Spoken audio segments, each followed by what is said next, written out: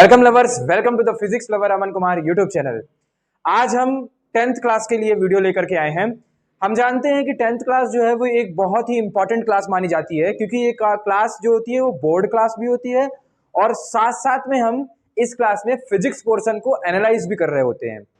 तो इस क्लास में पहले मैं आपको ये बताना चाहता हूं कि जो 10th क्लास में हम पढ़ते हैं, 10th क्लास का जो हमारा बेसिक होता है वो किस क्लास में काम आता है। जनरली 11th में भी काम आता है, लेकिन जो मेजर पोर्शन है 10th क्लास का वो बिलोंग करता है 12th क्लास से, और जो 9th क्लास का मेजर पोर्शन बिलोंग करता है वो बिलोंग करता है 11th क्लास से। तो जो भी बच्चे आज वीडियो देख रहे हैं वह मैं उनसे रिक्वेस्ट करूंगा कि आप सभी लोग बढ़िया से एक फिजिक्स की कॉपी बना लीजिएगा, जिसमें आप जो मैं आपको पढ़ाने की कोशिश करूंगा आप उसको उसमें मेंशन करते जाइएगा और उस कॉपी को अलग से सेपरेट कर लीजिएगा। ऐसा मत कीजिएगा कि वो स्कूल में या फिर आपकी अदर जगह जो साइंस की कॉपी बनाए हैं आप उसी में लिखें। आप अलग से एक कॉपी बना लीजिए फिजिक्स की, और ये कॉपी जो होगी आपके काम आएगी। क्यों काम आएगी? क्योंकि यदि आप 11th और 12th में बायोलॉजी या फिर मैथमेटिक्स लेते हैं तो आपके फिजिक्स में आपको ये बहुत ज्यादा हेल्पफुल रहेगी, क्योंकि ये चीज बेसिक है। जब मैं 12th क्लास में पढ़ाता हूं तो पहले 12th क्लास वाले बच्चों को यही बोलता हूं कि जाओ मेरी 10th क्लास वाली वीडियो देख के आओ। तो इसका मतलब ये है कि जब तक आप 10th वाली वीडियो नहीं देख रहे हो तो आप 12th वाली वीडियो देखने का कोई मतलब नहीं है आपके, क्योंकि आपको बेसिक नहीं आएगा। तो सबसे पहले हम बेसिक कवर करने की कोशिश करेंगे। हम ये जो सीरीज स्टार्ट कर रहे हैं, इस सीरीज में हम 10th क्लास का पूरा पहले फिजिक्स पोर्शन कंप्लीट करेंगे। फिजिक्स पोर्शन में हमने सबसे पहले जो टॉपिक चूज किया है उस टॉपिक का नाम है, क्या नाम है बच्चों? इलेक्ट्रिसिटी। क्या नाम है? इलेक्ट्रिसिटी। हिंदी मीडियम वाले बच्चे आप ध्यान से सुनिएगा, हम जो बातें बोलेंगे वो हिंदी मीडियम और इंग्लिश मीडियम दोनों लैंग्वेज में बोलने की कोशिश करेंगे।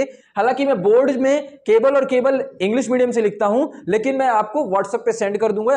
अगर आपको नहीं मिलेगा तो आप मुझसे मांग लीजिएगा, मैं आपको बता दूंगा कि उसे हिंदी में कैसे लिखना है। हालांकि मैं आपको बोल के बताऊंगा कि हिंदी में कैसे लिखना है, तो आप साथ साथ अगर चाहें तो हमारे साथ साथ भी लिख सकते हैं आप। तो चलिए स्टार्ट करते हैं इलेक्ट्रिसिटी।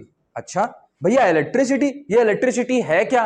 बिजली, ये एसी चल रही है, ये लाइट चल रही है, या फिर कुछ भी चल रहा है, या फैन चल रहा है, तो ये सब किसकी वजह से चल रहा है? इलेक्ट्रिसिटी की वजह से चल रहा है। आप मोबाइल चार्ज करते हो किसकी वजह से? इलेक्ट्रिसिटी की वजह से।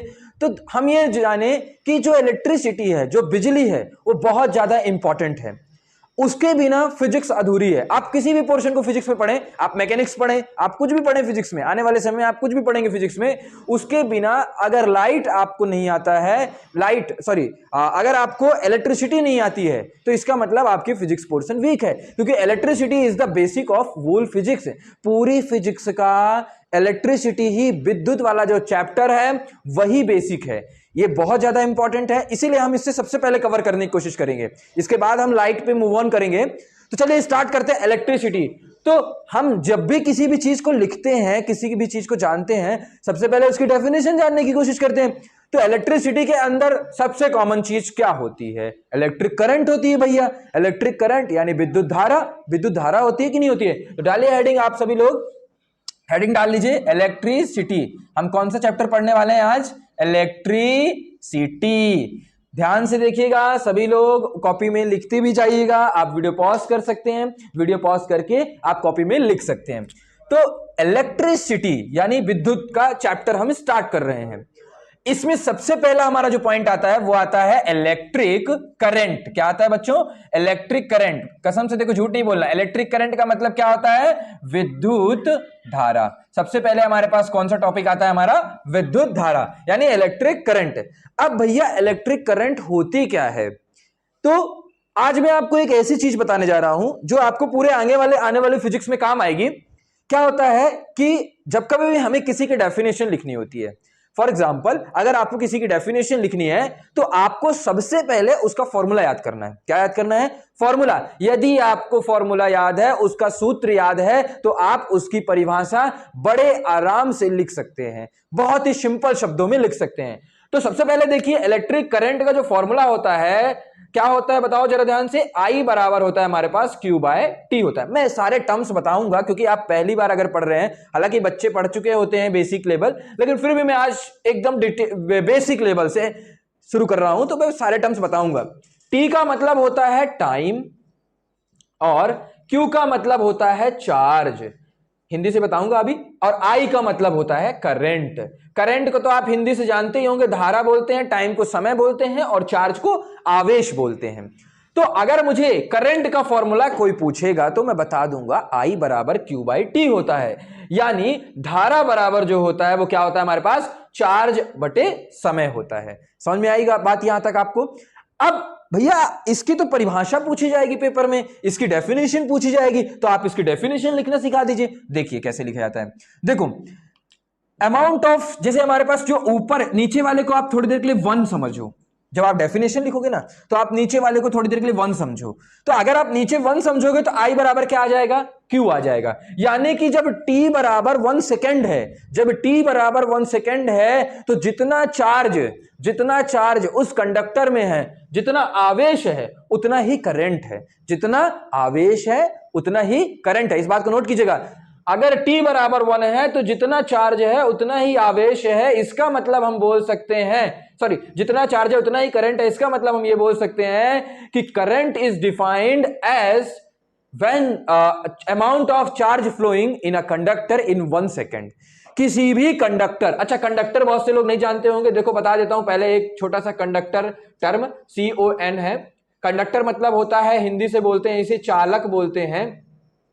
जो चालक होता है वो ऐसा टर्म होता है जिसमें करंट जो होती है हमारे पास, करंट जो होती है करंट फ्लो हो जाती है। समझ रहे हो बात को, जैसे आप सोना हो गया, चांदी हो गया, इन सब में क्या होता है, करंट फ्लो हो जाती है, ठीक है ना। लकड़ी की बात करेंगे तो लकड़ी जो होती है वो इंसुलेटर होती है, वो कंडक्टर नहीं होती है। तो कंडक्टर वो होते हैं जिनमें करंट फैल जाती है। तो हमने क्या बोला कि यदि इफ टी बराबर क्या है हमारे पास 1 सेकेंड है तो आई बराबर क्या हो जाएगा दोस्तों, देखो आई बराबर क्या आ गया हमारे पास, Q के बराबर आ गया।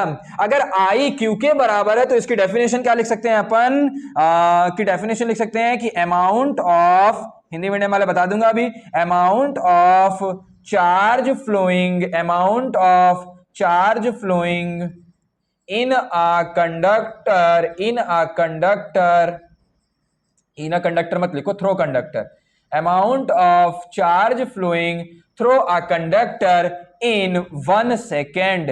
1 सेकेंड में किसी भी चालक से बहने वाला जो आवेश होता है वही क्या होता है हमारे पास, धारा यानी करंट के बराबर होता है। आई थिंक आपको समझ में आ गया होगा। इलेक्ट्रिक करंट बहुत ही छोटा टर्म है, इसका डेफिनेशन ये कहती है कि किसी भी कंडक्टर में 1 सेकंड के अंदर कितने चार्ज बह रहा है, कितना चार्ज बह रहा है, वही चीज हमारी क्या कहलाती है, आई कहलाती है।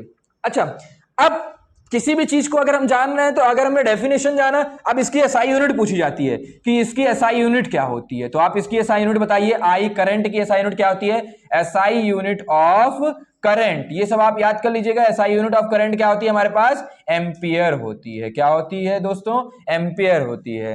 और अगर हम एसआई यूनिट ऑफ चार्ज की बात करें तो चार्ज का भी लिख लेते हैं, चलिए यहीं पास, तो एसआई यूनिट ऑफ चार्ज, किसी भी आवेश की एसआई पद्धति मान जो होता है वो क्या होता है, चार्ज का कूलॉम्ब होता है। क्या होता है दोस्तों, कूलॉम्ब। बोले यहां तक समझ में आया कि नहीं आया, सिंपल था, कुछ नहीं किया हमने सिर्फ इलेक्ट्रिक करंट की डेफिनेशन लिखी और डेफिनेशन लिखने के बाद बता दिया कि जो करंट होता है उसकी एसआई यूनिट क्या होती है, एम्पियर, और जो चार्ज होता है, चार्ज मतलब आवेश जो होता है, उसकी एसआई यूनिट जो होती है वो क्या होती है, कूलॉम्ब होती है। तो यह हमारे अभी तक हमने केवल और केवल इलेक्ट्रिक करंट को कवर किया है।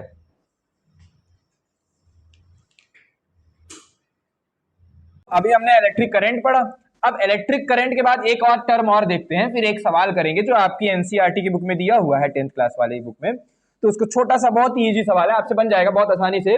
देखिए हम ये चीज आपको याद करनी पड़ेगी कि एक इलेक्ट्रॉन जो होता है 1-1.6 मल्टीप्लाई बाय 10⁻⁻19 कूलॉम्ब चार्ज के बराबर होता है। ये चीज आपको याद करनी पड़ेगी कि 1 इलेक्ट्रॉन में हमारे पास 1.6 मल्टीप्लाई बाय 10⁻⁻19 कूलॉम्ब होता है। माइनस यहां है, ठीक है ना, इलेक्ट्रॉन माइनस में होता है, ठीक है ना। अब पेपर में ये पूछ सकता है, ये आपका क्वेश्चन दिया हुआ है आपकी बुक में, जो पहला बुक के अंदर रहते हैं ना क्वेश्चन, उसमें लिखा होगा 3rd नंबर क्वेश्चन है आपकी एनसीईआरटी में, आप देख सकते हैं कि जो 1 कूलॉम्ब में कितने इलेक्ट्रॉन होंगे, ये हमें कैलकुलेट करना है। क्या कैलकुलेट करना है दोस्तों, कि एक कूलम्ब में कितने इलेक्ट्रॉन होंगे। अच्छा, आपने तो भैया ये बताया था कि 1 इलेक्ट्रॉन में 1 minus 1.6 multiply by 10 to the power minus 19 coulomb होते हैं। अब एक कूलम्ब में पूछ रहे हैं, तो देखो अगर आपको ये दोनों इससे कर सकते हो ना कि अगर एक इलेक्ट्रॉन बराबर minus 1.6 multiply by 10 to the power minus 19 coulomb है, तो एक कूलम्ब में, माना कि एक कूलम्ब में x इलेक्ट्रॉन होंगे, क्रॉस मल्टीप्लाई करोगे जब आप, तो आपको क्या मिलेगा कि x बराबर जो आएगा वो आएगा आपका 1/1.6 multiply by 10 to the power minus 19। अब थोड़ी देर के लिए क्वांटिटी निकाल रहे हो तो माइनस को हटा, भूल जाओ माइनस को, तो क्वांटिटी निकालेंगे तो अब यही है हमारा आंसर, इतने ही इलेक्ट्रॉन होते हैं एक कूलम्ब में। तो अब इसको कैसे निकालेंगे, आपको ये तो समझ में आ गया ना कि देखो एक इलेक्ट्रॉन बराबर, भैया ने याद करवा दिया कि एक इलेक्ट्रॉन बराबर होता है 1.6 multiply 10 to power minus 19 coulomb होता है। अब पेपर वाला हमसे एक कूलम्ब का पूछा है, तो एक कूलम्ब में कितने इलेक्ट्रॉन होंगे, ये 12वीं में ऑब्जेक्टिव में पूछा जाता है। मेरे खुद के पेपर में ये 12वीं में ऑब्जेक्टिव में आया था कि एक कूलम्ब में कितने इलेक्ट्रॉन होते हैं, ये 12वीं में पूछा जाता है। तो अपन निकाल लेंगे, देखो कि एक इलेक्ट्रॉन बराबर इतना, तो माना कि एक कूलम्ब में x इलेक्ट्रॉन होंगे, क्रॉस मल्टीप्लाई कर दिया, क्रॉस मल्टीप्लाई करके x की वैल्यू तो निकालते बनता है ना, तो क्रॉस मल्टीप्लाई ये इसके साथ मल्टीप्लाई हुआ होगा, तो मल्टीप्लाई हुआ होगा तो जब ये इधर आके डिवाइड में हो गया होगा। अब इसको कैसे सॉल्व करोगे, ये 1/16, ये पॉइंट है तो एक जीरो ऊपर चला गया तो ये बन गया, और ये 10 टू द पावर माइनस 19 है। अगर कभी भी नीचे साइड माइनस 19 रहता है तो जब ऊपर जाता है तो ये माइनस की जगह प्लस 19 हो जाएगा, तो ऊपर क्या बन जाएगा हमारे पास 10 टू द पावर 19, तो हमारे पास कितना बन गया 1/16 multiply by 10 to the power 19 और 1 20 हो गया। अब 1/16 की वैल्यू कितनी होती है, तो 1/16 को डिवाइड करोगे आप तो 0.0625 आएगा अगर आप डिवाइड करोगे। हालांकि मैंने देखा है, मैं तो लिखा हुआ है मेरे पास तो मैं देख लिया जल्दी सी, लेकिन आपको याद रखना है डिवाइड करोगे आप इससे तो कितना आएगा 0.0625 आएगा। अगर इसको आप थोड़ा सा एलिब्रेट करते हो तो यहां पे हम क्या बोल सकते हैं, इसे 625 जो है पॉइंट के बाद जितने जीरो है 1 2 3 4 जीरो है, तो 4 जीरो नीचे कर दिया हमने, 1 2 3 4 जीरो नीचे कर दिया और 10 टू द पावर 20 कर दिया। थोड़ा सा इसको अच्छे टर्म में लिखने के लिए मैं बता रहा हूं आपको कि इन दो जीरो को इससे काट दो और ये दो जीरो को ऊपर भेज के पॉइंट में लगा दो, यानी आंसर आएगा 6.25 multiply by 10 to the power 18। तो इतने इलेक्ट्रॉन एक कूलम्ब में होते हैं। ये बहुत ही इंपॉर्टेंट है, ये वाला सवाल जो था बहुत ही इंपॉर्टेंट था क्योंकि 12th में पूछा आ चुका है। अरे भैया 12th में पूछा आ चुका है तो हमारा ही क्यों पूछेगा, अरे पूछेगा क्यों नहीं पूछेगा, चैप्टर है आपका। 1 इलेक्ट्रॉन में आपने क्या बोला कितने कूलम्ब होते हैं 1.6 multiply by 10 to the power minus 19, और 1 कूलम्ब में कितने इलेक्ट्रॉन होते हैं यही तो निकालना है, तो हमने ऐसे मेथड करके निकाल लिया। अब ये कैलकुलेशन किसी को टफ लग रही होगी तो एक आध बार देखना, बनने लगेगी, नहीं बनेगी तो मुझे व्हाट्सएप कर देना तो मैं वापस से समझा दूंगा। सिंपल है, कुछ नहीं करना है, इसका पॉइंट हटाएंगे तो ऊपर जाके 10 ऊपर चला जाएगा और ये ऊपर जाएगा तो प्लस 19 हो जाएगा, ये दोनों मिलकर 20 हो गए। अब 1/16 को डिवाइड किया, ये आ गया। अब 4 पॉइंट के बाद 4 डिजिट है, 4 डिजिट है तो 4 जीरो नीचे आ गए, फिर 2 जीरो हमने काट दिया और 2 जीरो ऊपर भेज दिया, जब ऊपर भेज ये 2 जीरो को हमने क्या किया डिवाइड कर दिया तो 6.25 आ गया। ये 12वीं में पूछा गया था, मेरे पेपर में भी पूछा गया था और मेरे वाइवा जब हुआ था ना, प्रैक्टिकल होता है 12th में, उसमें भी ये क्वेश्चन पूछा गया था। तो आपको इसको याद रखना है, बहुत ही बेसिक था। चलिए आप सवाल करते हैं, जो ये सवाल है एक्चुअली में, ये सवाल आपका दिया हुआ है, मैं एक सेकंड मोबाइल में देख के बताता हूं। ये सवाल आपका दिया हुआ है, क्वेश्चंस दिए हुए हैं, इसमें 3 क्वेश्चंस दिए हुए हैं 1 2 3 करके। तो 3rd नंबर में दिया हुआ है calculate the number of electron consisting the 1 coulomb of charge, कि एक कूलम्ब आवेश में कितने इलेक्ट्रॉन होते हैं इसकी गणना कीजिए, इसको पता कीजिए। तो आप इस मेथड से पता कर सकते हैं। अब देखिए एग्जांपल नंबर 12.1 दिया हुआ है। देखो मैं जो यहां कराऊंगा बोर्ड में आपको एग्जांपल्स ज्यादा कराऊंगा जो इसमें दिए हुए हैं बुक में, और जो क्वेश्चंस हैं वो आप लगाएंगे, जो नहीं बनेंगे आप मुझे व्हाट्सएप कीजिएगा या व्हाट्सएप कीजिएगा तो मैं आपको बता दूंगा वो क्वेश्चन। तो चलिए यहाँ पे दिया 12.1 क्वेश्चन करते हैं, 12.1 करते हैं। 12.1 में देखो क्या लिखा हुआ है, आप पढ़ सकते हैं अपनी बुक में। A current of 0.5 ampere is drawn from a filament of electric bulb for 10 minutes, find the amount of electric charge. मतलब कि हमारे पास करंट कितना दिया हुआ है, आवेश कितना दिया हुआ है दोस्तों, बताओ जरा ध्यान से। वे मार्कर डस्टर ये है डस्टर, सॉरी। तो हमारे पास कितना दिया हुआ है, इसको इरेज कर दूं। हमारे पास करंट कितना दिया हुआ है ये लिखो सबसे पहले आप, बहुत ही आसान है, इतना आसान कि ओरल हो जाएगा आपसे, ठीक है ना। क्या है, आपको क्या दिया हुआ है ये, हालांकि ये ऑब्जेक्टिव में पूछा जाएगा, ऐसे इतना इजी नहीं आएगा, इतना इजी आ जाएगा तो फिर क्या ही मतलब है। करंट जो दिया हुआ है हमारे पास कितना दिया है 0.5 एम्पियर दिया हुआ है। एक छोटी सी चीज बतानी है मुझे, वो बताना चाहता हूं मैं। इसमें टाइम कितना दिया हुआ है 10 मिनट दिया हुआ है, और इसमें हमें क्या पता करना है, क्यू की वैल्यू पता करनी है। सिंपल है। क्या हमने फॉर्मूला पढ़ा भैया? आपने फॉर्मूला पढ़ा है तो थोड़ी देर पहले, आई बराबर क्यू बाई टी होता है। अरे भैया आई दिया है, टी दिया हुआ है, क्यू निकाल लो खटाक से। तो आई की जगह 0.5 रख दो, और आपने बताया था 0.5 रख दिया हमने, टी की जगह 10 रख दिया, क्यू खटाक से मल्टीप्लाई कर दिया, 5 10 50, 50, अच्छा 50, ये 10 था तो 50.1, यानी हमारे पास क्यू बराबर 5 आ गया। ये कर दिया ना जिसने, वो गलत हो जाएगा। क्या हो जाएगा? गलत हो जाएगा। अरे भैया अभी तो आप फॉर्मूला बताएं, फिर भी गलत बोल रहे हैं। अरे हमने जो फॉर्मूला लिखा है ना, वो एसआई यूनिट्स में लिखा हुआ है। जो भी चीजें लिखते हैं ना अपन एसआई यूनिट में लिखते हैं। अगर ये एम्पियर में है, अगर ये एम्पियर में है, क्यू जो होगा हमारे पास कूलॉम्ब में होगा, तो बच्चों टाइम जो होगा उसे भी तो सेकंड में होना चाहिए। तो टाइम को सेकंड में कन्वर्ट कर लेते हैं। तो Q बराबर निकालना था तो I इंटू टी होगा। I की वैल्यू 0.5 दी हुई है, और टाइम जो दिया हुआ है 10 मिनट दिया हुआ है। मिनट को अगर सेकंड में चेंज करेंगे 60 से मल्टीप्लाई कर दिया तो 6 5 जा 30 आ जाएगा। ये पॉइंट इसको 5/10 भी लिख सकते हैं, इंटू 10 मल्टीप्लाई बाय 60। अब ये 10 से 10 कैंसिल, 5 6 जा 30, यानी हमारे पास 300 कूलॉम्ब आ गया। कितना आ गया आंसर? बोलो कसम से, को झूठ नहीं बोलना, 300 कूलॉम्ब। तो बताओ ये समझ में आया कि नहीं आया? बहुत इजी था, सिंपल था। बस आपको ये याद रखना है, क्या याद रखना है आपको, कि जब भी हम सॉल्व फॉर्मूला लगा रहे होंगे तो फॉर्मूला में हमेशा एसआई यूनिट में लिख रहे होंगे। किस में लिख रहे होंगे? एसआई यूनिट में। क्योंकि अगर आप एसआई यूनिट में नहीं लिखोगे ना तो आपका आंसर गलत आ जाएगा। फिर आप बोलोगे कि अरे भैया आप पढ़ाए थे और ये हो गया, आप बोले थे कि ये फॉर्मूला लगाना है और ये गलत हो गया आंसर। अरे गलत होगा ही सही, अगर आप एसआई यूनिट में यूज नहीं करोगे तो गलत हो जाएगा। अब इसके बाद आप देखो क्वेश्चंस लिखे हुए हैं, what does an electric circuit mean. तो अभी इलेक्ट्रिक सर्किट के टॉपिक में पढ़ाऊंगा, इलेक्ट्रिक सर्किट टॉपिक अभी पढ़ाऊंगा थोड़ी देर से, अभी आज ही पढ़ाऊंगा इलेक्ट्रिक सर्किट। तो उसमें बता दूंगा मैं electric circuit, unit of current, unit of current, define the unit of current. Current की यूनिट क्या होती है बताओ? ऐसा यूनिट क्या होती है हमारे पास? एम्पियर होती है। तो उसको डिफाइन करना है। तो एम्पियर कब की डेफिनेशन हमने जैसे पढ़ा था ना, कि जो amount of, if the amount of 1 coulomb charge, तो उसमें आप चलो इसको मैं बता ही देता हूं। आपको क्या डिफाइन करना है? आपको दूसरा नंबर क्वेश्चन क्या दिया हुआ है? आपको दूसरा नंबर क्वेश्चन ये दिया हुआ है कि दूसरा नंबर ये दिया हुआ है कि जो आपको क्या परिभाषित करनी है, किसको परिभाषित करना है?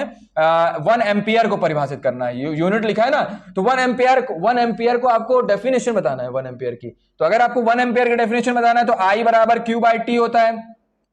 अब ये 1 कैसे आएगा? जब t भी क्या हो जाए, 1 हो जाए, 1 सेकेंड हो जाए, और चार्ज भी क्या हो जाए, 1 कूलॉम्ब हो जाए, है ना। तो सिंपल सी डेफिनेशन, जब आप करंट की डेफिनेशन लिखे थे ना, तो वहां पे ये लिख देना कि if the amount of charge is following is 1 coulomb in 1 second, then the current obtained is the 1 ampere. बस सिंपल है कि जब आवेश 1 कूलॉम्ब, जब 1 कूलॉम्ब आवेश 1 सेकंड में किसी चालक से पास होता है, तो उस वक्त जो विद्युत धारा जनरेट होगी वो कितनी विद्युत धारा जनरेट होगी? 1 एम्पियर होगी। उसी को डेफिनेशन दे दिया हमने, ये दोनों 1 कर दिया तो उससे डेफिनेशन आ गई। आप लिख लीजिएगा, ठीक है ना। समझ में तो आ गया होगा मेरे हिसाब से। नहीं समझ में आया होगा तो फिर भी मुझसे पूछ लेना आप दोबारा, ठीक है ना। संडे को जिस दिन अपन गूगल मीट रखेंगे तो जो आपको समझ में नहीं आया वो आप मुझसे पूछ लेना, मैं बता दूंगा, ठीक है ना। अब चलो आगे बढ़ते हैं। अब एक नए टर्म की ओर बढ़ रहे हैं अपन। नया टर्म क्या है? पोटेंशियल। ध्यान से सुनना, क्योंकि ये जो पोटेंशियल टर्म है ये 12वीं में बहुत परेशान करता है। अगर आप आज नहीं सुने ना अच्छे से तो 12वीं में बहुत दिक्कत होगी आपको। मतलब फिर बोलोगे कि पढ़े तो फिजिक्स लवर से ही थे लेकिन फिर भी नहीं बन रहा है, तो फिर कुछ नहीं कर पाएंगे, फिर अपन कुछ नहीं कर पाएंगे उस वक्त। इसलिए ध्यान सुनना, पोटेंशियल, इसको हिंदी से बोलते हैं विभव। क्या बोलते हैं? पोटेंशियल को हिंदी से बोलते हैं विभव। अब ये पोटेंशियल होता क्या है, डेफिनेशन लिखते हैं चलो। तो पोटेंशियल पहले आप थोड़ा सा समझने की कोशिश करना। 2 टर्म है, एक पोटेंशियल और एक पोटेंशियल डिफरेंस। 2 टर्म है, एक पोटेंशियल और एक पोटेंशियल डिफरेंस। तो पोटेंशियल क्या होता है? पोटेंशियल जो होता है उसका मतलब ये होता है कि amount of work done in bringing a unit positive charge. अभी थोड़ा नहीं समझ में आएगा, मैं जानता हूं, पहले बदलने तो मुझे। The amount of bringing a unit positive charge from infinite to any point A, that is called the potential of that point. यानी कि लिखते हैं, चलो पहले लिख देता हूं फिर समझाता हूं, है ना। तो amount of work done in bringing a unit positive charge from infinite to any point, infinite to any point A is called potential, Hindi से बोल रहा हूं अभी टेंशन मत लेना, पोटेंशियल ऑफ दैट पॉइंट।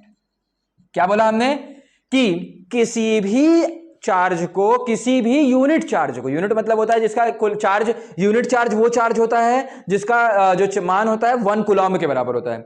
तो जैसे मान लो ये ए पॉइंट है, ए पॉइंट है, समझने की कोशिश करना, और ये इनफाइनाइट है। इनफाइनाइट तो हम दिखा नहीं सकते हैं, इनफाइनाइट मतलब अनंत दूर पर रखा हुआ है, तो इनफाइनाइट मान लो ये इनफाइनाइट है। तो जब हम इनफाइनाइट से किसी चार्ज को लाते हैं, मैं गया इनफाइनाइट में गया, इनफाइनाइट से उठा करके इस चार्ज को यहां पे ले आया, तो जब मैं इस चार्ज को यहां पे लेके आऊंगा तो लाने में कुछ ना कुछ काम होगा कि नहीं होगा, कुछ ना कुछ वर्क होगा कि नहीं होगा, क्योंकि भाई चार्ज को ला रहे हो, चार्ज को ला रहे हो तो वर्क तो होगा ही सही। तो यदि इनफाइनाइट से किसी पॉइंट को, इनफाइनाइट से किसी पॉइंट इनफाइनाइट से किसी चार्ज को ए पॉइंट तक लाते हैं तो उसमें कुछ ना कुछ वर्क होगा। अनंत से जब कभी भी किसी भी आवेश को किसी एक बिंदु पर लाते हैं तो उस बिंदु पर लाने में उसे वर्क होता है, कोई ना कोई वर्क यानी कार्य होता है। उसी कार्य को हम बोलते हैं पोटेंशियल। क्या बोलते हैं? पोटेंशियल। अब पोटेंशियल को डिनोट करते हैं वी से। किससे डिनोट करते हैं? वी से। तो V W बाय Q होता है इसका फॉर्मूला। क्या होता है दोस्तों? W by Q। V बराबर क्या हो जाएगा हमारे पास? W by Q। अगर V बराबर हमारे पास W बाय Q है, V बराबर अगर हमारे पास W बाय Q है, तो अरे भैया आपने करंट में ही तो डेफिनेशन लिखना सिखाया था कि नीचे वाले को 1 कर दो तो उस ऊपर वाला ये बराबर हो जाएंगे। तो देखो हमने बोला ना यूनिट चार्ज, यूनिट चार्ज का मतलब क्या होता है? 1 कूलम्ब। तो 1 कूलम्ब भी ना होता है यूनिट चार्ज का मतलब, तो एक एकाकी आवेश, तो 1 कूलम्ब एकाकी आवेश है ना, तो 1 कूलम्ब, तो V बराबर W यानी work is equals to potential. तो बोलो मेरे संग एक बार बोलो कि जब कभी भी किसी भी चार्ज को हम इनफाइनाइट से किसी पॉइंट तक लाते हैं तो उसको लाने में जो वर्क होता है उसी वर्क को क्या बोलते हैं? पोटेंशियल बोलते हैं। क्या बोलते हैं? पोटेंशियल बोलते हैं। ध्यान देना, पोटेंशियल और पोटेंशियल डिफरेंस दो अलग अलग चीजें हैं।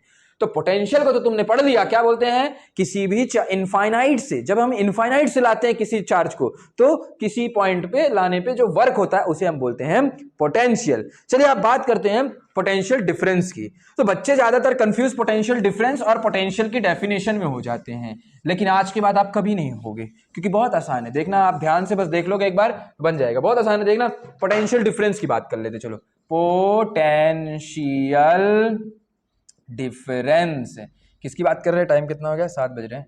Potential difference. चलो, तो पोटेंशियल डिफरेंस मतलब कुछ नहीं है, सिंपल से लॉजिक लगाना है आपको। पोटेंशियल डिफरेंस का मतलब यह है कि जैसे मान लीजिए एक ए पॉइंट है और एक बी पॉइंट है, 2 पॉइंट है भैया। अभी आपने पोटेंशियल जब बताया था तो यह बताया था कि इनफाइनाइट से ए पॉइंट पर ला रहे हैं, लेकिन अब मैं ये बता रहा हूं जो पोटेंशियल डिफरेंस होता है, पोटेंशियल को विभव बोलते रहे हैं, इसको विभवांतर बोलते हैं।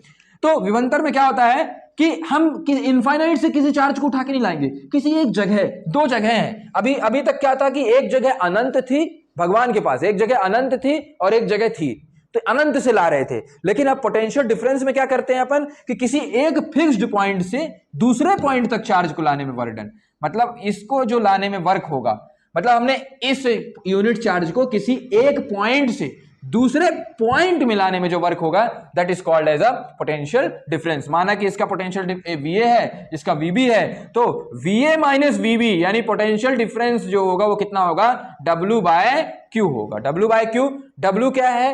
वो वर्क है जो इस पॉइंट से इस पॉइंट तक चार्ज को लाने में किया जाएगा। तो इसकी डेफिनेशन कैसे लिखोगे आप? इसकी डेफिनेशन ऐसे लिख सकते हो आप कि अमाउंट ऑफ वर्क डन, जैसा कि आपने पिछले वाले लिखा था, पिछले वाले में जो लिखा था कि amount of work done in bringing a unit positive charge from infinite to any point A.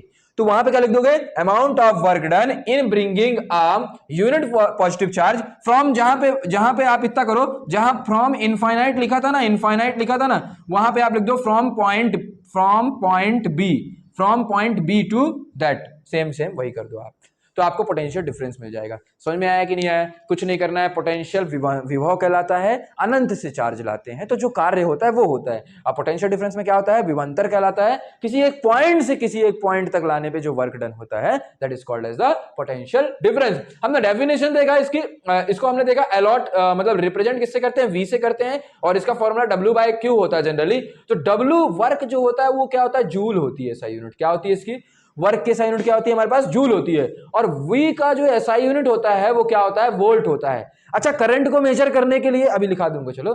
तो W इज जूल और V को वोल्ट और Q तो जानते हो हमारे पास कूलॉम्ब होता है। तो अगर आपसे कभी पेपर वाला ये पूछा कि 1 वोल्ट की डेफिनेशन लिखो, जैसे अभी हमने 1 एम्पियर की डेफिनेशन लिखा था, तो क्या लिखोगे आप कि 1 जूल अपॉन 1 कूलॉम्ब, यानी आप क्या लिखोगे कि when the amount of work done is 1 joule, जब 1 जूल कार्य किया जा रहा है फॉर मतलब लाने में, हमें 1 कूलॉम्ब चार्ज को लाने में जब 1 जूल का वर्क किया जाएगा तो उस वक्त जो पोटेंशियल जनरेट होगा उसको अपन बोलेंगे 1 वोल्ट बोलेंगे, ठीक है ना। तो 1 वोल्ट बराबर 1 जूल बाय 1 कूलॉम्ब हो गया है। अब एक टर्म ये आता है कि करंट को मेजर करने के लिए किसका प्रयोग करते हैं? तो याद रखना एमीटर का प्रयोग करते हैं। एमीटर एक इंस्ट्रूमेंट है जिसका प्रयोग हम करंट को मेजर करने के लिए करते हैं, ये ऑब्जेक्टिव में पूछा जाता है। और वोल्टेज को मेजर करने के लिए किसका प्रयोग करते हैं? वोल्ट मीटर का प्रयोग करते हैं, ये भी आपके ऑब्जेक्टिव में पूछा जाएगा। अब देख लेते हैं इसमें सवाल कौन कौन से, कुछ दिया हुआ है क्या आपकी एनसीईआरटी की बुक में? देख लेते हैं इसमें सवाल क्या कुछ दिए हुए हैं, देख लो। एक सवाल दिया हुआ है कि क्या दिया हुआ है इसमें? 12.2 में दिया हुआ है, देखो जरा कॉपी में अपने बुक में। How much work is done in moving a charge of 2 coulomb across 2 points having a potential difference of 12 volt. मतलब कि इन दो बिंदु हैं, उन दोनों बिंदु के बीच में हम चार्ज को मूव करा रहे हैं। चार्ज की जो वैल्यू है वो 2 कूलॉम्ब है, और इन दोनों के बीच में जो पोटेंशियल डिफरेंस है यानी VA माइनस VB है, VA माइनस VB है, वो कितना दिया हुआ है?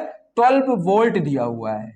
तो आपको W पूछा है, अरे भैया बहुत आसान है, क्यू VA माइनस VB जो होता है वो W/Q के होता है। इसकी वैल्यू 12 दी हुई है, Q की वैल्यू 2 दी हुई थी, तो 12 दूनी 24, तो वर्क बराबर आ गया 24 जूल। अरे इट वॉज वेरी इजी, बहुत आसान था, कुछ नहीं करना है, फॉर्मूला लगा के हमने कर दिया, simple, it was very easy. अब आगे बढ़ते हैं, आगे हमारे पास क्या दिया हुआ है? पहला पॉइंट देखो क्वेश्चंस में क्या दिया हुआ है? Name a device that helps a maintain a potential difference across a conductor. Conductor के अक्रॉस पोटेंशियल डिफरेंस को मेंटेन करने के लिए हम किस डिवाइस का प्रयोग करते हैं? तो भैया वोल्ट मीटर का प्रयोग करते हैं। फिर what is meant by saying the potential difference between the 2 points is 1 volt.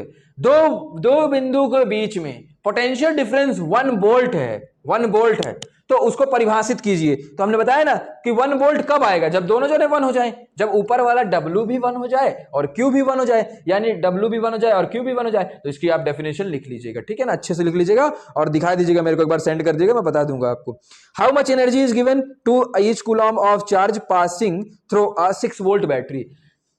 6 volt की बैटरी है और ईच कूलॉम्ब चार्ज यानी 1 कूलॉम्ब चार्ज की बात कर रहा है, और आपको एनर्जी निकालना है। Energy is just like a work निकालना है, तो वर्क जो हो जाएगा हमारे पास 6 जूल ही हो जाएगा। क्या जाएगा आंसर इसका? वर्क जो है 6 जूल ही हो जाएगा, क्योंकि एनर्जी की यूनिट भी होती है जूल और वर्क की भी यूनिट भी होती है जूल। तो यहां से वर्क निकाल देंगे तो अपन वही हमारी एनर्जी हो जाएगी। तो अभी तक हमने क्या पढ़ा? इलेक्ट्रिक करंट पढ़ा और पोटेंशियल डिफरेंस और पोटेंशियल के बारे में पढ़ा। चलिए अब मूव ऑन करते हैं अपन सर्किट के बारे में, थोड़ा सा सर्किट डायग्राम पढ़ लेते हैं। सर्किट डायग्राम, चलो आज सर्किट डायग्राम नहीं पढ़ते हैं, कल अपन सर्किट डायग्राम पढ़ेंगे और बाकी आगे की चीजें ओम्स लॉ वगैरह नेक्स्ट वीडियो में अपन ये सब देख रहे होंगे। तो मैं आपसे ये एक्सपेक्ट करता हूं कि जो भी चीजें मैंने आज आपको वीडियो में पढ़ाया होगा वो सब चीजें आप अपनी कॉपी में मेंशन कर लेंगे। भले आपका एक्सरसाइज एग्जाम्पल दिया हुआ है बुक में, तो आप सोचे उसको ना लिखें, नहीं, उसको भी आपको लिखना है। चलो छोड़ो उसको, उस एग्जाम्पल को मत लिखना, लेकिन आप क्या क्या लिख लेना, जो थ्योरी मैंने बताई है वो डेफिनेशन वगैरह सब कुछ लिख लेना और वो सब याद कर लेना, और साथ साथ में जो क्वेश्चंस दिए हुए हैं उन क्वेश्चंस को बढ़िया से उनके आंसर लिख लेना। जिससे नहीं बनेगा वो मुझसे आप व्हाट्सएप पे पूछ सकते हो, मैं आपको बता दूंगा, ठीक है ना। बट आप इसे जरूर कंप्लीट कर लीजिएगा। मैं आपको मिलता हूं फिर कभी, है ना। बेस्ट ऑफ लक, मिलते हैं फिर कभी।